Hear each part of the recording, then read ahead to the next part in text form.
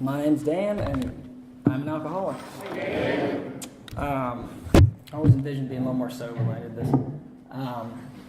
Not more sober, but because I am sober. I figured my speaking opportunity in my home group would come a little further along in my sobriety, but it's the beauty of AA. Any opportunity to get the message out is great, so appreciate you, all your support. As you know, this is my home group. I'm really grateful for a lot of the folks in this room who've really helped me out since I've come here and moved to North Carolina about a year and a half ago. This was not my first home group. My first home group was up in Ohio, and good home group, good solid sobriety. And this is not a knock at them, but this group here it's a special group. There's a lot of obviously a lot of recovery, but the personalities and the fellowship here, the outreach for service is something that frankly I wasn't as involved with at my old home group, but this group just has those outreach opportunities available, which is real key to my sobriety in terms of keeping me less focused on myself and more on others. But I guess we'll start where we all start. I'm supposed to tell you what it was like, what happened, and what I'm like now. My sobriety date is July 12th of 2014. So my alcoholism and how the disease affect me, and everyone's a little bit different. We all have a different story coming in. Mine was riddled with fear. What is relieving, where we find freedom in that fourth and fifth step, is writing out our resentments and fears, and my fears outweighed resentments. My resentments were about fears that I had of other people. So it was deeply embedded, I believe, in me from the time I grew up until the time I actively started drinking, up until the time I came into AA. And that's not to say that resentments weren't there. I definitely had selfishness and self-centeredness like some of us do. But my fear drove me. My fear drove my alcoholism. It drove my actions in my personal relationships, my actions at work. It drove my actions within my family.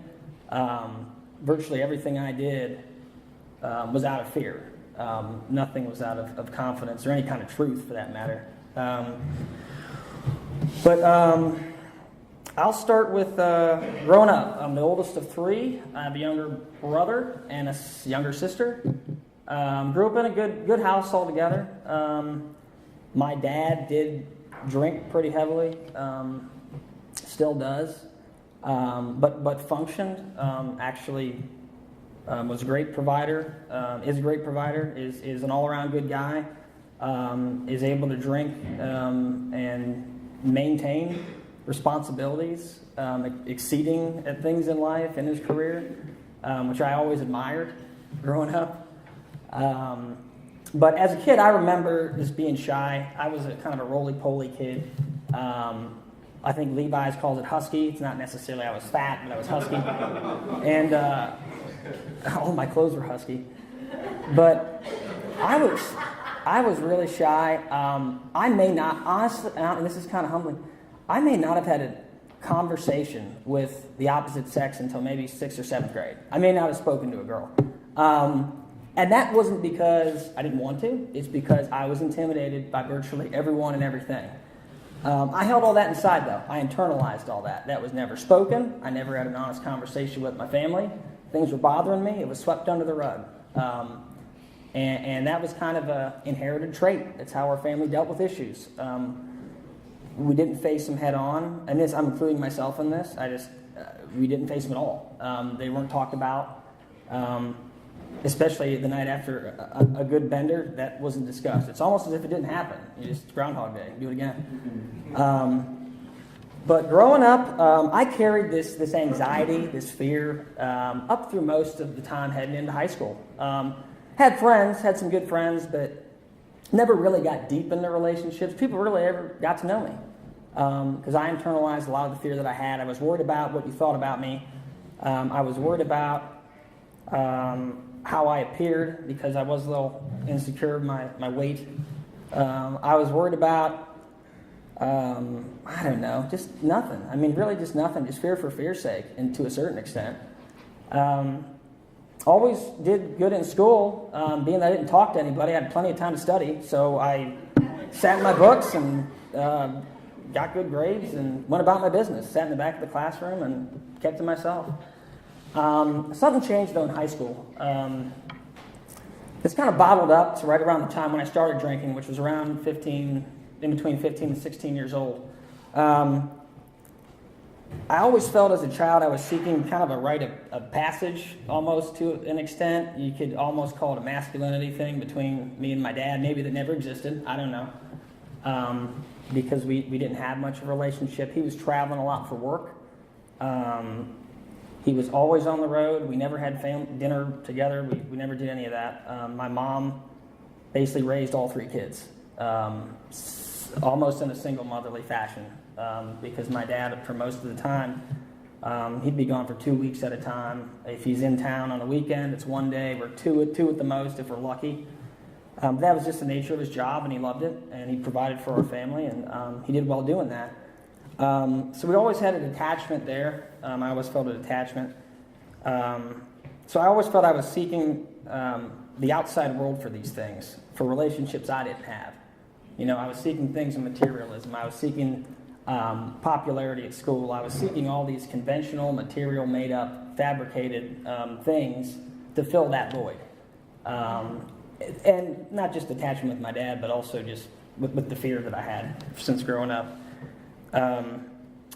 So when I got to high school, I started drinking in a, kind of an alcoholic state right out of the gate. I never just had a few drinks. I think my first drink was Wild Irish Rose in a high school stairwell, and it was awful. But somewhat normal. Starting high school football games on Friday, going to parties, friends' parents are out of town. We're having a party over there. So nothing out of the ordinary in that respect, other than the fact when I picked up a drink, I couldn't stop, so that was out of the ordinary. I was always the first person to pass out. My friends, God bless them, were babysitters for most of my high school career. I was always the first person getting dragged out or getting into a fight, or not getting into a fight necessarily, but getting myself to a point where I should have been punched out. That's just, from the beginning, I never had any control of my alcoholism. Not that that's the point of alcoholism, obviously, but I never had an off switch. I went hard and fast. I started, it progressed from weekends into a point where I was starting to drink in the mornings before school. And it wasn't even like, a nice morning drink like mimosa or something casual. I was pouring a Stoli vodka in my coffee in the morning. And it wasn't even good, but I drank because I liked the effects. That's why our book says that's why most of us drank. I like the effects. It took away that fear. It took away the insecurity I had. It took away the thoughts I was thinking in my head about what you were thinking about me, but probably weren't true. Because I was overthinking life, and that's kind of the fear that drove me through my later high school year. I did a lot of damage to my parents in our relationship, got suspended, should have been expelled a few times, and my only saving grace was a few other folks in a group of us showed up drunk at a retreat, and they had to set a line in the sand across the board for everybody. I deserved to be kicked out of school. I went to a private school, and they had to set a precedent with everybody being consistent. So that's the only thing that saved me from being thrown out of school.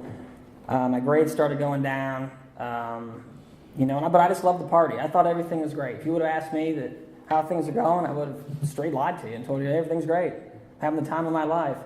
And for a while, before we get older, I didn't have the legal ramifications. I didn't have, by the grace of God, any mornings where I woke up and I wrecked my car yet or anything like that. So that fueled my alcoholism. I figured if I was still able to function at school to a certain extent and function in life, still work through school, that I may have control of this thing.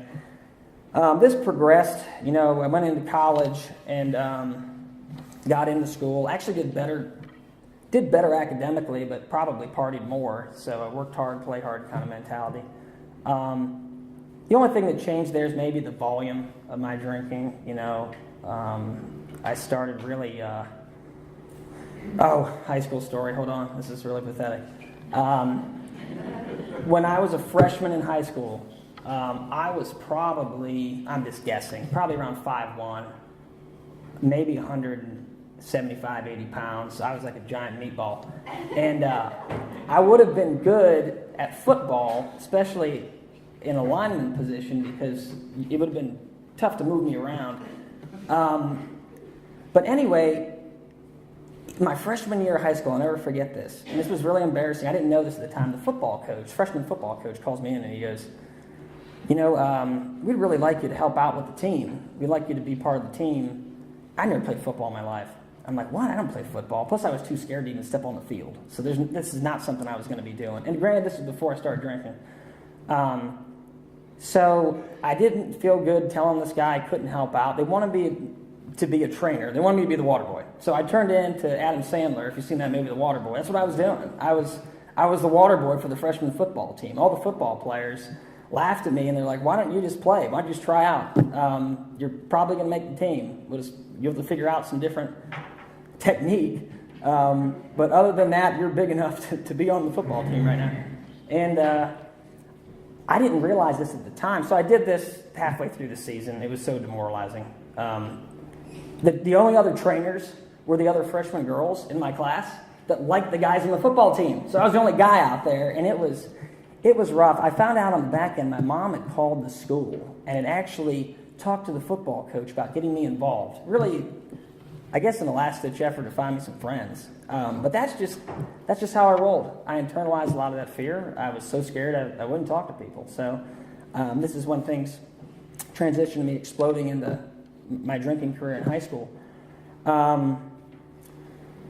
Always worked pretty hard though. I mean, even through college, I was maintaining 2 jobs.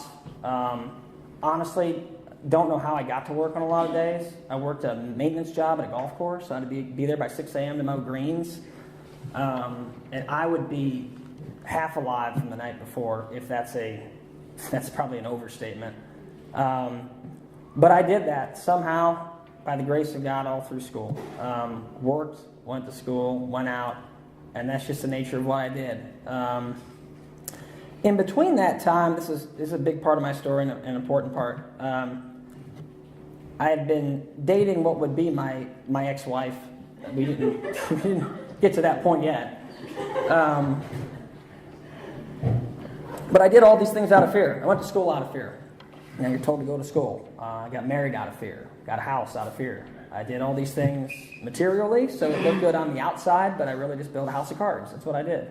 But I wanted to keep up the persona that I had control of my life. I wanted to keep up the white picket fence. I wanted to keep up, honestly, keeping my parents off my back to move on. Why I can't move past this party phase. Why I'm still constantly going out. Why my friends are having to, bring me home at the end of the night because I can't drive my car. I distinctly remember as I progressed into working from college, I got my first job, and I got pulled over one night. I shouldn't have been on the road. I'd been out downtown. This is back in Ohio. I'm from Cleveland. And I drove my car halfway down, probably a quarter of the way down 71, which is like US 1 here. Somewhere, don't know why, by the grace of God, had the decency to pull the car over to the side of the road and pull the keys out of the ignition. Don't remember doing it. It was in a blackout when I did that. I woke up in a drunken haze to 5 police officers around my car, and they towed it back to my residence. And I woke up the next morning. I rode in the tow truck with a tow truck driver, and they did me a huge favor because I woke up with a receipt for the tow, which was like $46, and that was definitely a night I should have had DUI. There was no way around it. But things like that happened to me, and there was nothing. Most people in that situation probably wouldn't be out the next night, but I found an excuse to go out because that's what I did. but I feel bad about it a little bit in the morning, and then by the evening I was ready to go again. And that's just how my drinking progressed. Leading back to I guess just my ex briefly, we had such a bad relationship. I walked blindfolded, drunk into this relationship, and I mean that in a very respectful way. We had a lot of issues that we had prior to getting married, and we made some poor decisions to engage in that type of a life decision and not really think through anything. The problems we had before we were married continued while we were married, and for a while I had a resentment to her about that. But I had part in that. I took ownership of it. I should have been fully aware of what I was getting myself into. But ultimately, we never had an honest conversation about how we both felt. We lasted for 4 years before we finally got divorced.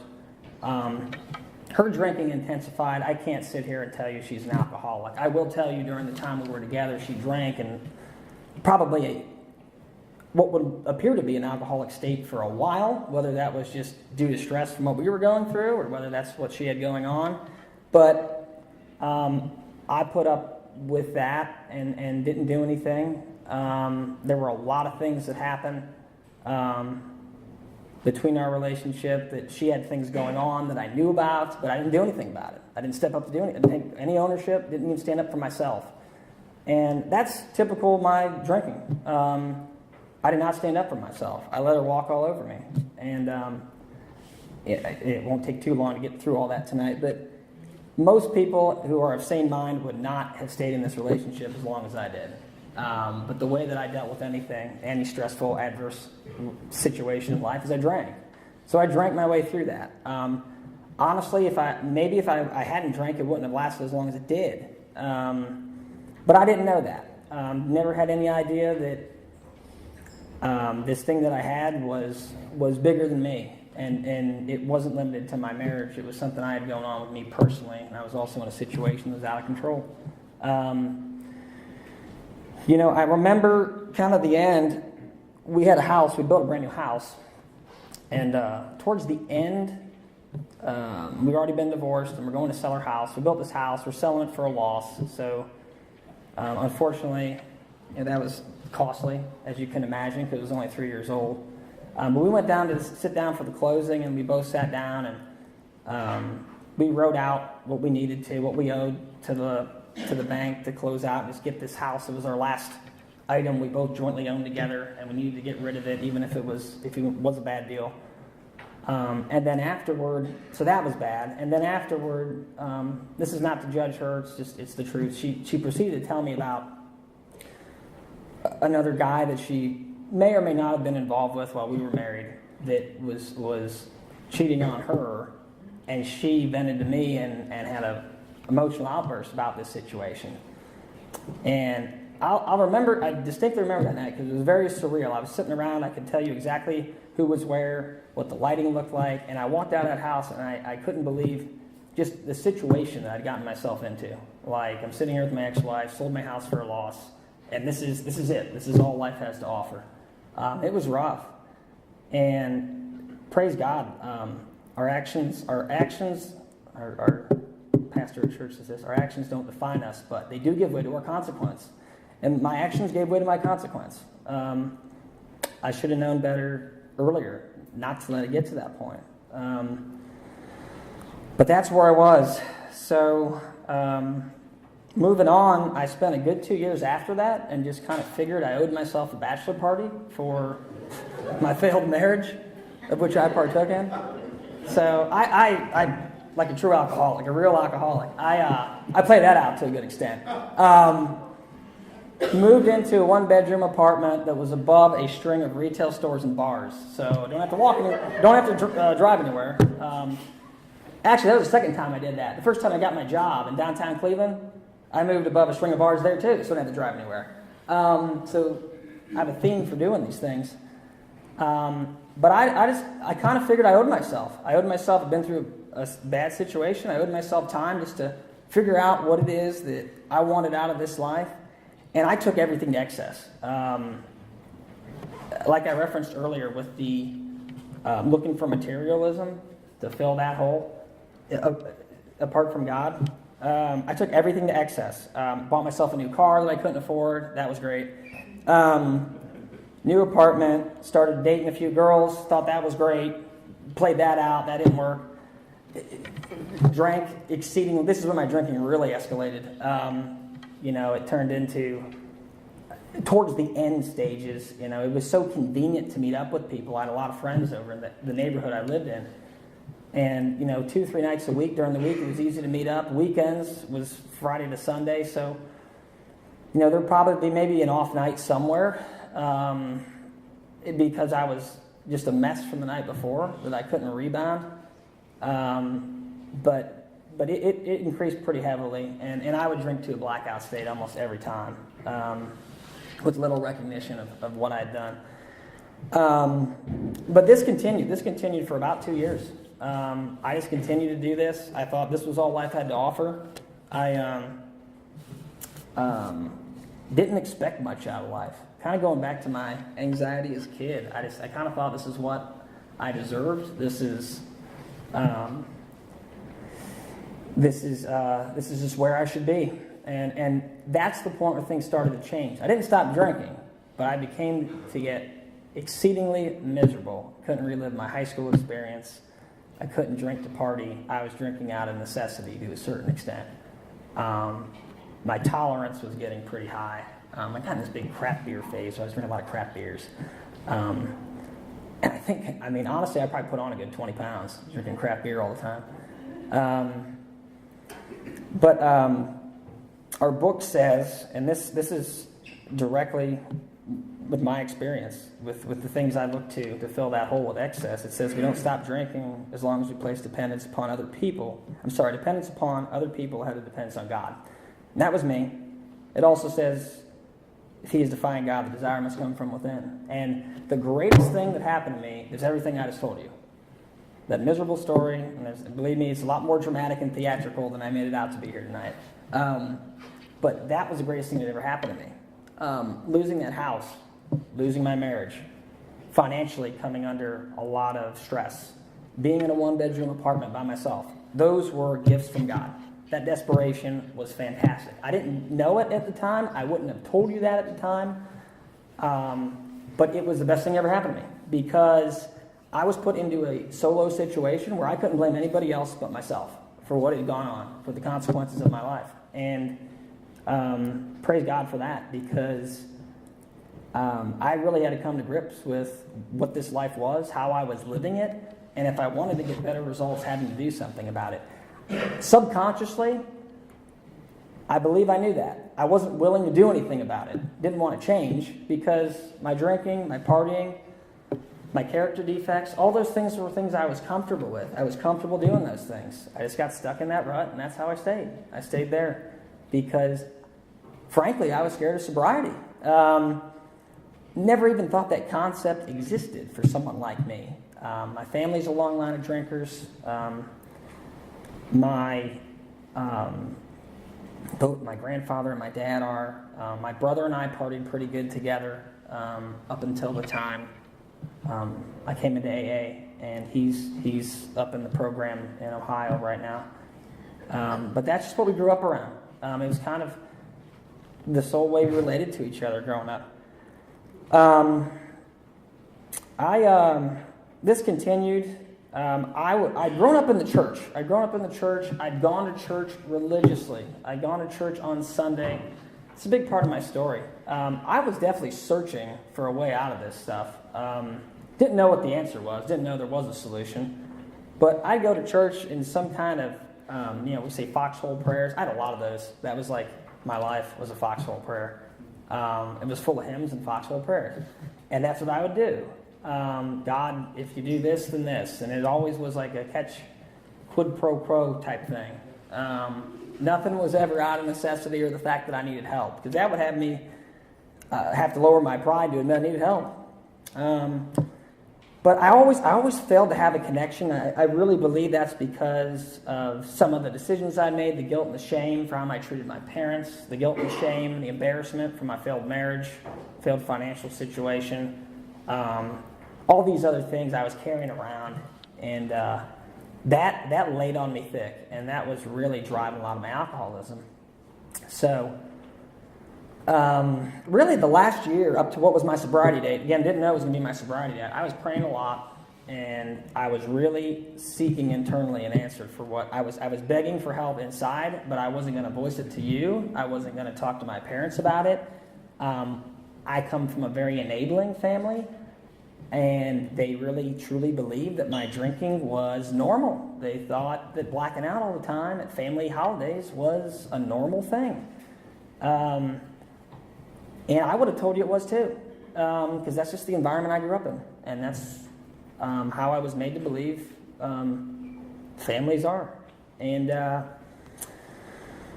getting back to, where were we getting back to? Still drinking. Family.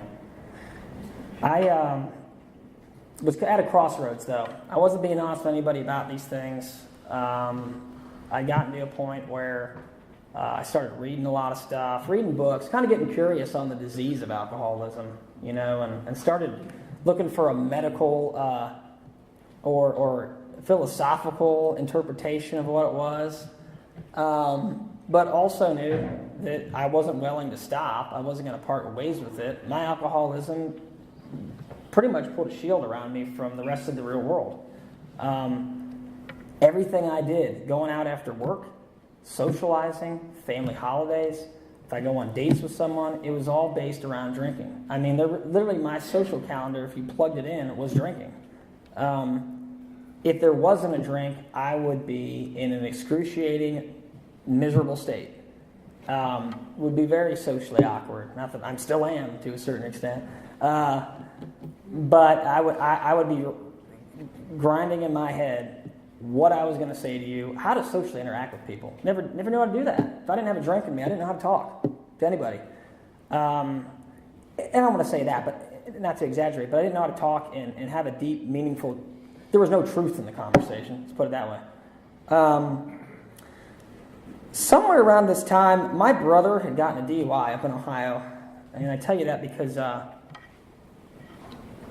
he actually went and did some jail time for his DUI, which they kind of threw the book at him. He got a lot of stuff piled on in his first DUI. But anyway, someone carried a meeting from AA in the jail while he was there, which was a blessing that there are folks like the folks in this room doing those things, because he left with a big book in his hand from that jail.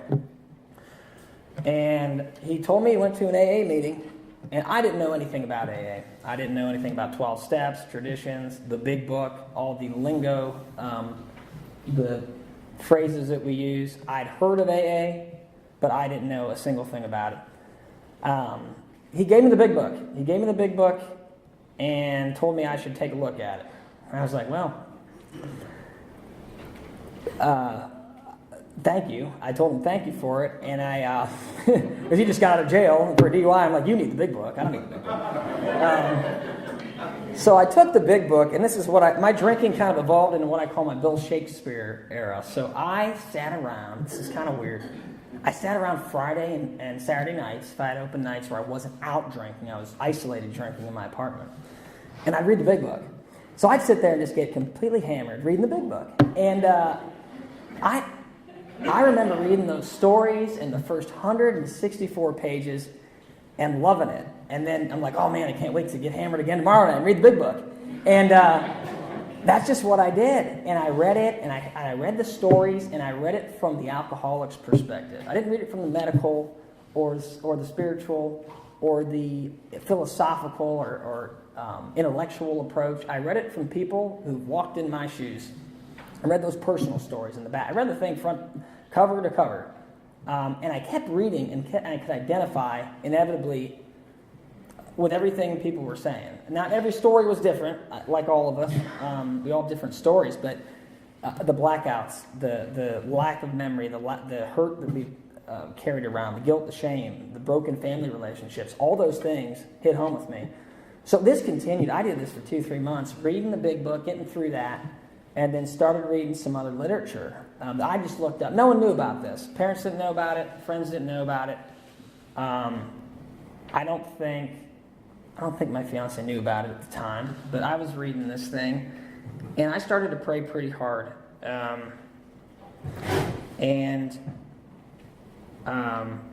I got to a point, we're getting towards summer of 2014, which is leading up to my sobriety date. And I knew I just reached a point in life, where I was 30 years old, and I'd left a pretty big trail in a tornado ripped through my past. And I somewhat had a moment of clarity, I guess. Some people have those. Where I knew if I kept doing what I was doing, I was going to keep getting the same results. My consequences were going to be the same. My surface layer, paper-thin relationships with people were going to be the same. My inability to control my drinking was going to be the same. And I knew that. I finally started to get a little honest with myself about that. Still kept drinking, wasn't willing to stop drinking, but knew that the road I was going down is the same road that I was going down 10 years before. And it was like the same day. But I just woke up a little older and a little more hungover and a little more overweight and everything else, gray hair and everything. But anyway, I went out to drink. My last night out wasn't anything eventful. I had actually played golf all day. I mean, golf's my outlet. I work in golf. That was always an excuse to go drink, so that was just a drunken mess. And would drink continuously throughout the round. Played considerably worse throughout the round. I really didn't care. But at the end of that, I met a guy who's still a friend with me now. To this day, we met up, had a few drinks, and over the course of the day, I can't tell you how many beers I had, but it was exceeding 15 to somewhere between 15 and 20. It's amazing I was even on the road. I went home to my apartment.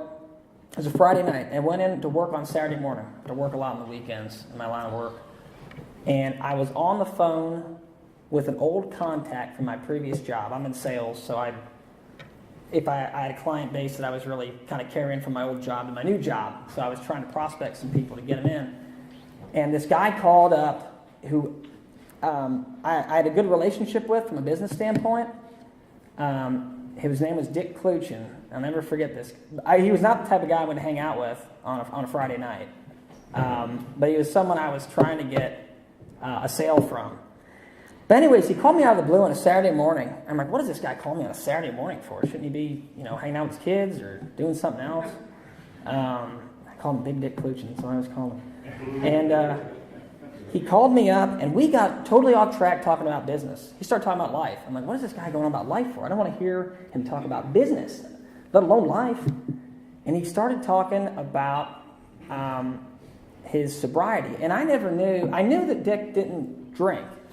I didn't know if he was in the program. I just always made notice when I met him at appointments that if we went out after golf, he was the only person in the group that would turn down a drink. But he started talking about life, and he started talking about how he had been divorced and he had some older kids, adult kids. I don't know why he got to this point in the conversation, but I'll never forget it. I'll never forget it because it's like he jumped out of the phone. And he said, I was 30 years old when I stopped drinking.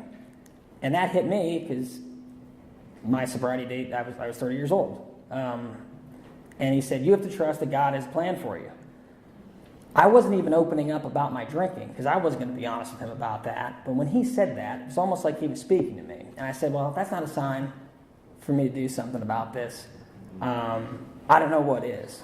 And what I decided to do, because I didn't have a solution, was living a hermit lifestyle for about 2 months. So I quit cold turkey, physically putting alcohol into my body. Doesn't mean I had arrested the disease, didn't deal with any resentments, character defects, any mental anguish I had going on. Didn't deal with any of that stuff. That required work. Not going to do that. What I did was I cleared out my apartment from every alcoholic thing I had in it. And I would go to and from work, and I would maintain a very limited social schedule. And I would not interact with too many people, or especially things that would involve drinking or people that I knew would be around drinking. This was not easy. It was a very miserable state. Physically, I started to feel a little better, but spiritually, mentally, all those things we work on in the steps was not getting addressed. The other thing with that time is I did have an honest conversation with my immediate family. I sat down with my dad and my brother, because my brother and I drank a lot. So those were tough. My dad and I are only, the extent of our conversations primarily were over drinks. So it was very tough, especially that with him and my brother, because when I cut that cord and I said, I need to go a different direction, because I'm miserable and this is not what I want for my life, it was very tough because I felt like I was cutting them off. That was the end of our relationship, I felt like. Unfortunately, it's not the case today, but it felt like it at the time. I immediately told kind of my group that I hung out with, some of these guys I've been hanging out with, and the bachelor party was continuing after my divorce. They drank a lot. These guys, great friends, but, and I'm not going to diagnose them, but they were, and I love them to this day, but I knew that I couldn't stay sober and get some honesty in my life and continue to progress in where I wanted to go if I continued to not necessarily be around them, but be around that atmosphere, be around that environment. I had to separate myself from it. So this lasted for 2 months, and it was rough. I started to go a little stir crazy in my apartment, and I asked my fiance, my girlfriend at the time, I kind of was a little bit honest about the fact that I wasn't feeling good. I was like, kind of teetering on, am I going to go back out? I'm not feeling great. Yeah, I'm not physically putting anything in me, but I feel like there's more to a lot of the emotions that I'm having about the grief and the shame and the guilt I was carrying around. And she had a novel idea. She said, why don't you go to an AA meeting? And I looked at her, and it was almost a deer in headlights. I was like, what a great idea. Never thought of that. Go to an AA meeting. So what happened from there is I looked up, I found AA, found you guys on the internet. I looked up AA up in Cleveland. My first home group was the Keep It Sober group in Westlake, Ohio. And I walked blind into a Tuesday meeting. Didn't know a soul in there. Was not invited by anyone. Wasn't referred. Didn't know what chips were. Didn't know what a sponsor was. I was that desperate that I wanted this done. And that is the greatest gift I truly believe God gave me, is the gift of desperation, because I walked into that room open to whatever people were telling me to do. If you wanted me to stand on my head, jump on a bucket, whatever you wanted me to do, I was going to do, because I was just that beat up and beat down, and was just, it sounds cliche, but just sick and tired of being sick and tired. And I got a sponsor and started working the steps. And reading the big book and trying to unlayer a lot of these things and a lot of the damage I had caused, both to myself and to my family. In between this time, I was about 6 months in recovery when an opportunity I had to flash forward to come here presented itself. And this is how, truly by the grace of God, this program works, and I'm standing here today, is because a guy like me doesn't move 6 months into recovery, 4 states away, and stay sober without Alcoholics Anonymous and God. That's it. I talked everything through with my sponsor, my fiance, and we had a plan in place for me to take this position and move. And ultimately, as soon as I got here, the first thing I did was look up AA Moore County. Thanks to Matthew for keeping things updated on there.